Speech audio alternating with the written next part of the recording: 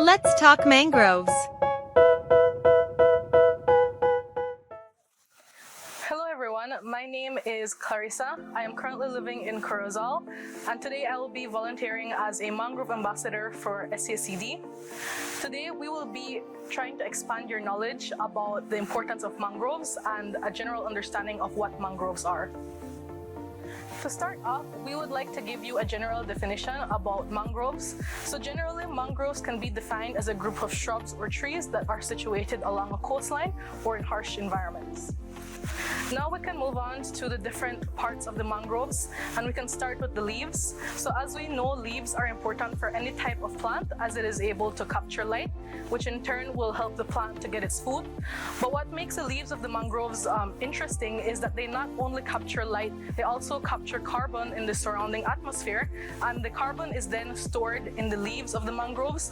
And when the leaves fall to the surrounding area that the mangroves are situated, the leaves are compacted by the mud, and when this occurs, it is then known as blue carbon. And blue carbon is especially important to us because it helps to mitigate climate change. Now the next part of the mangrove we can discuss are the branches and the roots. So generally the branches and the roots of mangroves are sturdier in comparison to other types of plants. This is because the mangroves again are found along the coastline and the soil isn't as compacted as the ones that are found inland. So one of the main reasons that the mangrove roots and branches are sturdier is because it helps the plant with their stability. And also, as mentioned before, since they are found along the coastline, the branches and the roots help to prevent erosion, and they also help to protect us from storm surges and strong winds that may come along with any cyclone formation.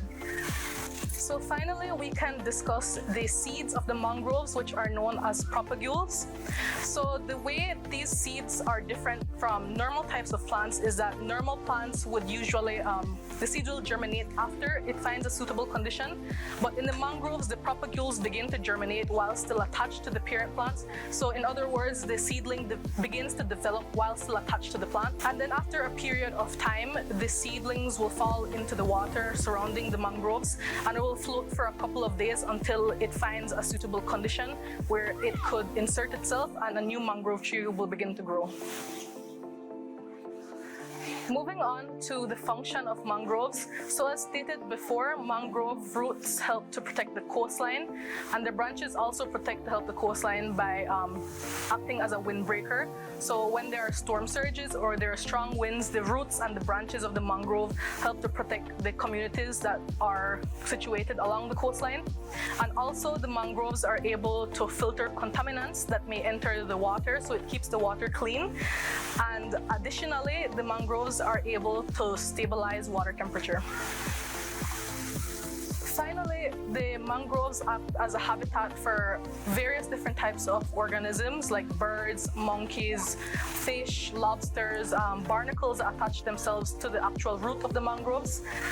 Mainly, the mangrove roots serve as a protection for fish that are developing, and they act as a nursery for different types of organisms. See you in our next episode, where we will discuss the types of mangroves.